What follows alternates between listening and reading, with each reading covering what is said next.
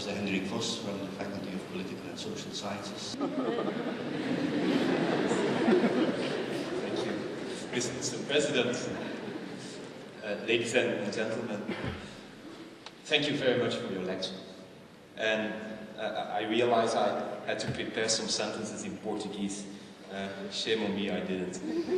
In June 2004, when Romano Prodi's term as President of the European Commission was almost finished, someone from this town, from Ghent, was tipped for the post, Guy Verhofstadt. And he didn't make it. His nomination was rejected by the British, followed by others.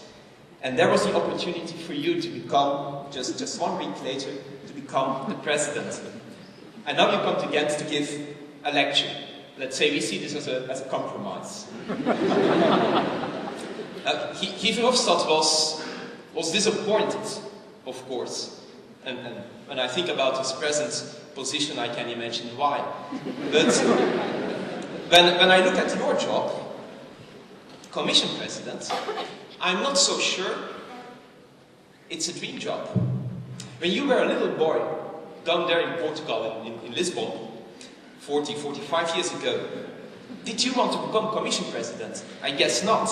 Little boys want to become crane driver or pilot. I want to become stewardess. But I think most little boys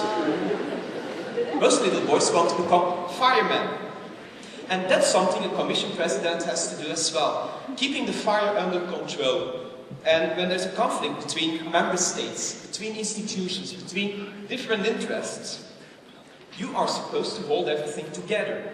And last years have been very difficult. Lots of commotion with the failed constitution, the difficult negotiations on the financial perspectives and the reform treaty, a problematical midterm review of the Lisbon process, enlargement fatigue, the climate issue, the Turkey issue, communication problems all the time. And everybody looking at you, Mr. Fix-It.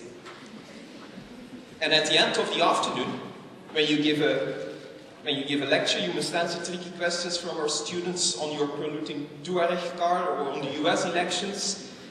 President of the Commission, it's a hell of a job. Being President of a republic, that's glamour life. That's going to Disneyland and to Egypt and having flashy girlfriends.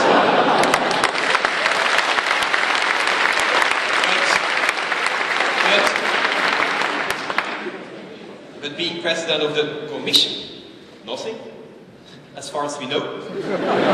And when the job is finished, and you return to your homeland, ask your predecessor, Romano Prodi, the streets are a mess, literally, and the parliament turns out to be a cafe. But soon from now, you must decide whether you will stand for another term as Commission President or not. And believe it or not, but my guess is that you will say yes. And I know you're not going to talk about it, so if, hypothesis, just if, you go for another term. If, let's just suppose so, assumption. If. You will have a dilemma. And the next couple of months will be very difficult for you. Because on the one hand, you need the support of the member states and their prime ministers. But on the other hand, for winning public support and for creating an encouraging atmosphere, you have to set ambitious goals. And you mentioned that in your lecture. But when making ambitious policy, for example on energy or on climate change, you make enemies as well. France and Germany, for example, they don't rave about your plans. Migration policy, social policy, healthcare, which will be very important next couple of months. How to deal with globalization, lots of challenges for the next couple of weeks, months, asking for solutions at the EU level. But proposing solutions is also making opponents, and you need broad support amongst leaders. Definitely in your job.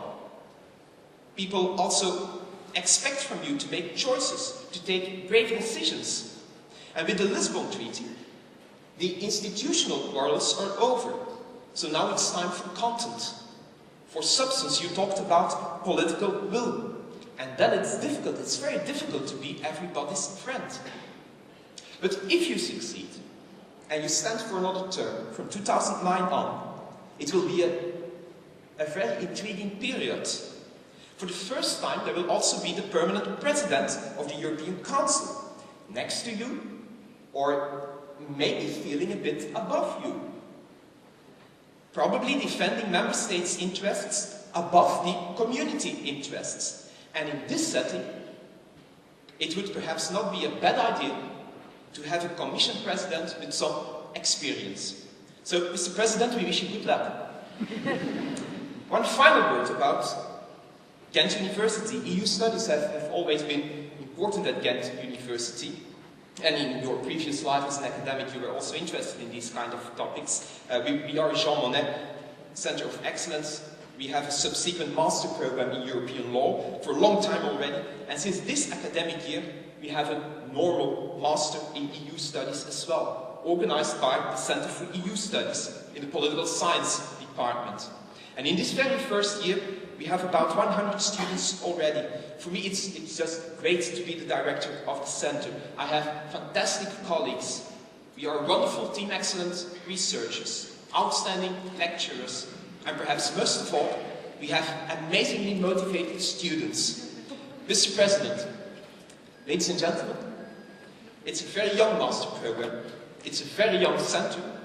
It's a great success already, but you ain't seen nothing yet. Thank you.